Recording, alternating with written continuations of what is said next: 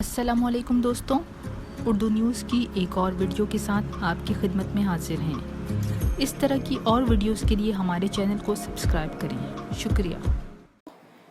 حجاج بن یوسف تاریخ کے ایک متنازع شخصیت ہیں۔ بعض لوگ محض قتل عام کرنے والے کو عالم اسلام کا مجاہد سمجھنے لگتے ہیں، جو ہرگز درست نہیں ہے۔ امام ابن کثیر اور امام ابن تیمیہ نے بھی حجاج کو ظالم کہا ہے اور اس کی مذمت کی ہے۔ حجاج بن یوسف عالم اسلام کا مجاہد ہرگز نہیں تھا۔ حجاج بن یوسف جیسے حکمرانوں کی وجہ سے مسلمانوں کو ظالم و جابر اور بد کردار سمجھا جانے لگا۔ معروف مذہبی اسکالر مولانا طارق جمیل نے بھی پاکستان ٹیلی ویژن کے ایک پروگرام میں گفتگو کرتے ہوئے کہا کہ حجاج بن یوسف ہماری تاریخ کا کوئی اچھا انسان نہیں تھا۔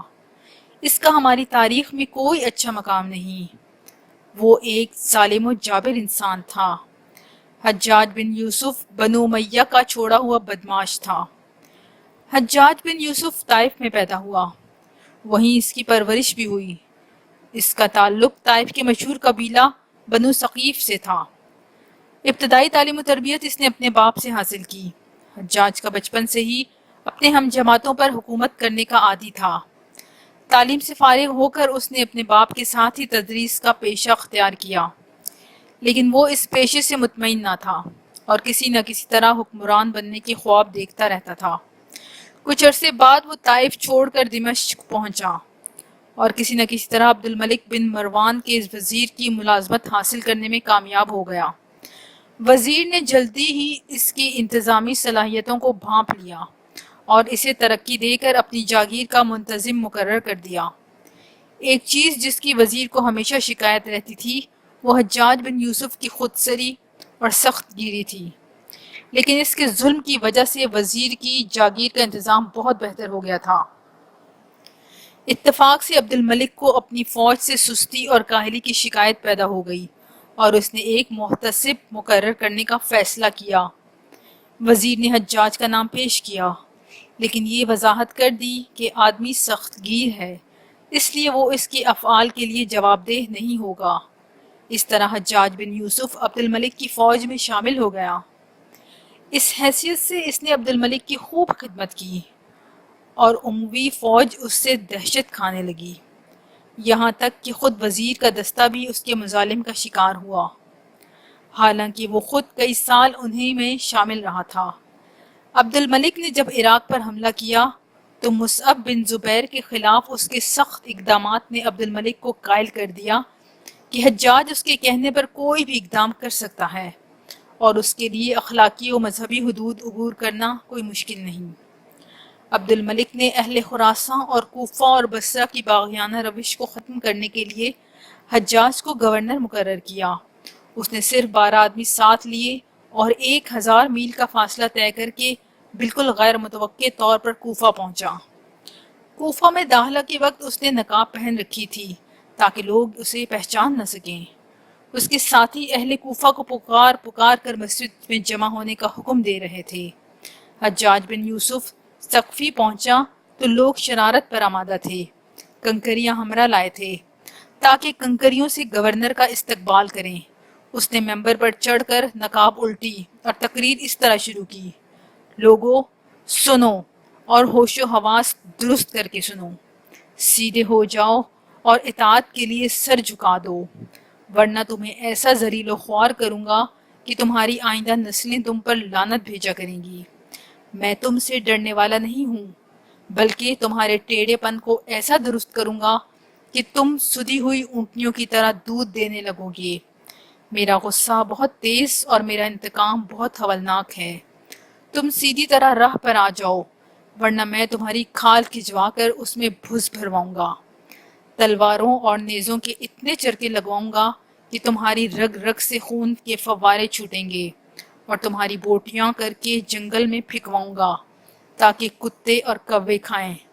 سن لو، جو لوگ محلب کا ساتھ چھوڑ کر آئے ہیں وہ 2-3 دن کے اندر اندر واپس چلے جائیں، ورنہ مجھ سے برا کوئی نہیں۔ میں تمہاری بیویوں کے سہاگ لوٹ لوں گا اور تمہارے بچوں کو یتیم بنا دوں گا کہ در در کی ٹھوکریں کھاتے پھریں۔ میں دیکھتا ہوں نظریں اٹھی ہوئی ہیں، گردنیں اونچی ہو رہی ہیں، سروں کی فصل پک چکی ہے اور کٹائی کا وقت آ گیا ہے۔ میری نظر وہ خون دیکھ رہی ہے جو پگڑیوں اور داڑھیوں کے درمیان بہہ رہا ہے۔ اس تقریر سے لوگ ڈر گئے۔ اس نے عبد الملک کا خط پڑھنے کا حکم دیا جس میں اس کی تقریر کا حکم تھا۔ لوگ سہمے ہوئے خط سن رہے تھے، لیکن حجاج بن یوسف سخت غصے کے عالم میں چیخا، کمینوں، امیر المومنین تم پر سلام بھیجتے ہیں، تم میں سے کوئی جواب تک نہیں دیتا۔ اس پر سب لوگوں نے بیک وقت سلام کا جواب دیا اور خط نہایت غور سے سنا۔ حجاج نے کوفہ کے لوگوں کو حکم دیا کہ جو لوگ محلب بن ابی سغرہ کے فوج سے بھاگ کر کوفہ آئے ہیں وہ فوراً چلے جائیں، ورنہ انہیں قتل کیا جائے گا۔ اہل کوفہ اس حد تک فرما بردار ہو گئے تھے کہ انہوں نے اس حکم کی فوراً تعمیل کی۔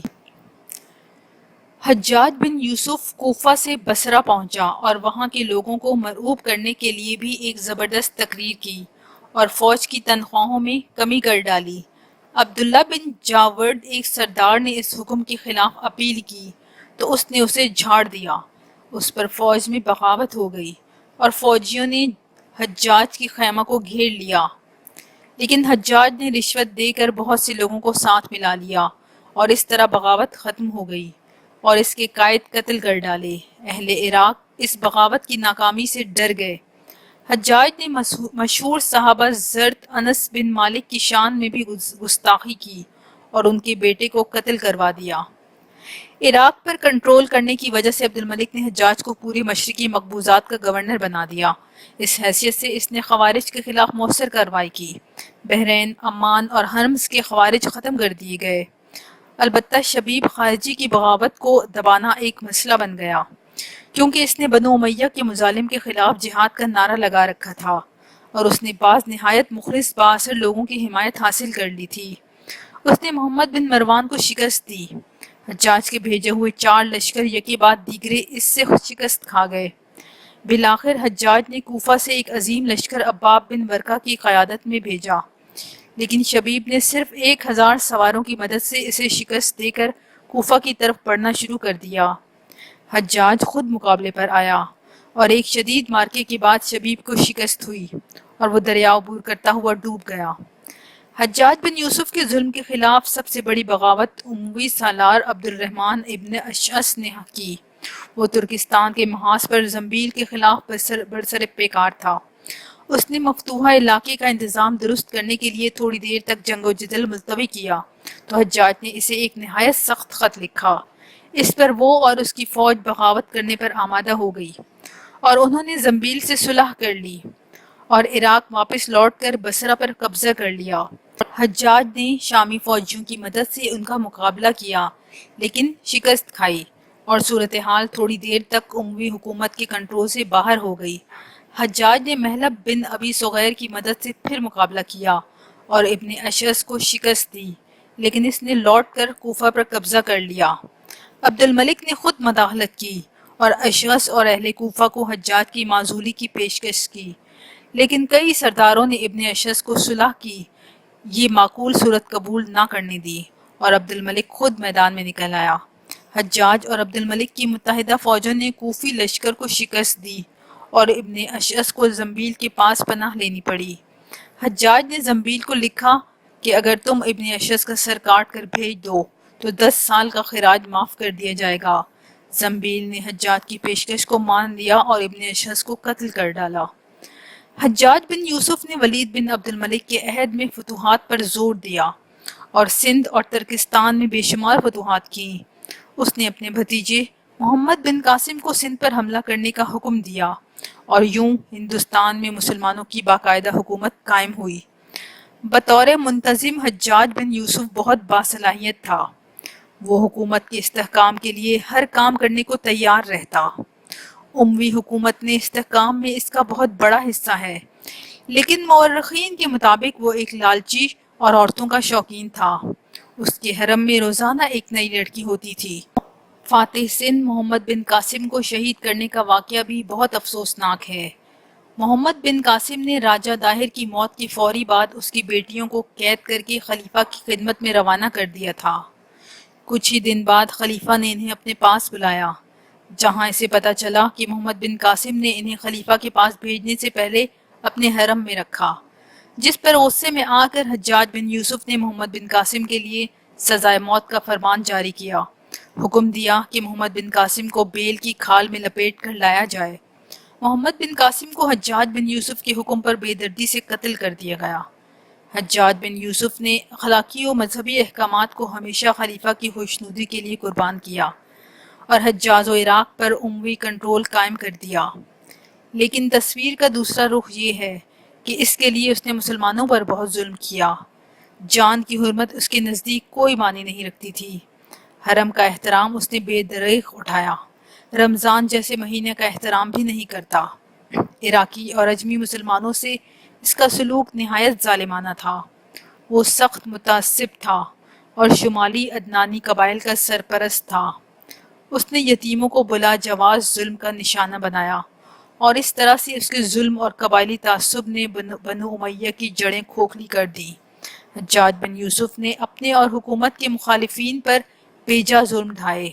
اس کی محبوب سزا مخالفین کو چھت کے قید خانوں میں رکھنا تھی۔ اس معاملے میں وہ مرد و عورت کی تمیز بھی نہیں کرتا تھا۔ مزید اذیت کے لیے وہ ایک ہی خاندان کو ایک ہی جگہ قید رکھتا۔ ایک وقت میں اس کے برہنہ قیدیوں کی تعداد 50,000 تک پہنچ گئی تھی، جس میں اکثریت خواتین کی تھی۔ خواتین کی تعداد 30,000 تھی۔ 73 ہجری ذی قعد میں عبد الملک نے حجاج بن یوسف کو حضرت عبداللہ بن زبیر رضی اللہ عنہ کے مقابلے پر روانہ کیا۔ حجاج بن یوسف نے خانہ کعبہ کی بے حرمتی کی، خانہ کعبہ پر آتش زنی اور سنگ باری کی، یہاں تک حضرت عبداللہ بن زبیر رضی اللہ عنہ شہید ہو گئے۔ پھر سیدہ اسماء رضی اللہ عنہ نے اپنے بیٹے عبداللہ بن زبیر کی شہادت کے بعد اسے کہا کہ میں نے رسول اللہ صلی اللہ علیہ وسلم سے سنا ہے کہ میرے بعد قبیلہ ثقیف سے ایک کذاب اور خونخوار ہوگا، وہ میں تجھے سمجھتی ہوں۔ حجاج بن یوسف اور اس کی فوج نے شہر فتح کر کے کعبے پر مجنیکیوں سے پتھر برسائے اور پھر آگ لگا دی، جس سے کعبہ کی دیواریں شق ہو گئیں اور حجر اسود کے 3 ٹکڑے ہو گئے۔ لوگ کعبہ کی دیواروں اور حجر اسود کے ٹکڑے اٹھا کر لے گئے، جنہیں بعد میں منگوا کر کعبہ کو دوبارہ تعمیر کیا گیا۔ حجاج بن یوسف کے ہاتھ کئی صحابہ کرام رضی اللہ عنہ کے خون سے رنگے ہوئے ہیں۔ ایسے شخص کو اسلام کا مجاہد سمجھنا درست نہیں۔ آخر میں حجاج کو وہ بیماری لگ گئی جس کا کوئی علاج نہیں تھا۔ وہ سخت سردی سے کانپتا رہتا تھا۔ آگ سے بھری انگیٹھیاں اس کے پاس لائی جاتی تھی، آگ سے اس کی کھال جل جاتی تھی، مگر اسے احساس تک نہیں تھا۔ حکیموں کو دکھانے پر انہوں نے بتایا کہ پیٹ میں کینسر ہے۔ ایک حکیم نے گوشت کا ٹکڑا دھاگے کے ساتھ باندھ کر حجاج کے حلق میں اتار دیا۔ تھوڑی دیر بعد دھاگے کو کھینچا تو اس کے ساتھ بہت سے کیڑے چمٹے ہوئے تھے اور اتنی بدبو تھی جو پورے 1 میل تک پھیل گئی۔ درباری اٹھ کر بھاگ گئے۔ ایک دن اس نے حضرت حسن بصری رحمۃ اللہ علیہ کو بلایا اور ان سے دعا کا کہا۔ حضرت حسن بصری نے کہا، میں تجھے منع کیا تھا کہ لوگوں پر ظلم نہ کر، مگر تو باز نہ آیا۔ حضرت سعید بن جبیر رضی اللہ تعالیٰ عنہ کی وفات کے 40 دن بعد ہی حجاج کی بھی موت ہو گئی۔ حجاج نے اپنی قریبی عزیزوں کو وصیت کی کہ میں مر جاؤں تو جنازہ رات کو پڑھانا اور صبح ہو تو میری قبر کا نشان بھی مٹا دینا، کیونکہ لوگ مجھے مرنے کے بعد قبر میں بھی نہیں چھوڑیں گے۔ اگلے دن حجاج بن یوسف کا پیٹ پھٹ گیا اور اس کی موت واقع ہو گئی۔ دوستوں، یہ تھی حجاج بن یوسف پر ہماری خصوصی رپورٹ۔ اگر آپ ایسی معلوماتی ویڈیوز دیکھنا چاہتے ہیں تو ہمارے چینل کو لائک اور سبسکرائب کریں اور کمنٹس میں اپنی رائے کا بھی ضرور اظہار کریں۔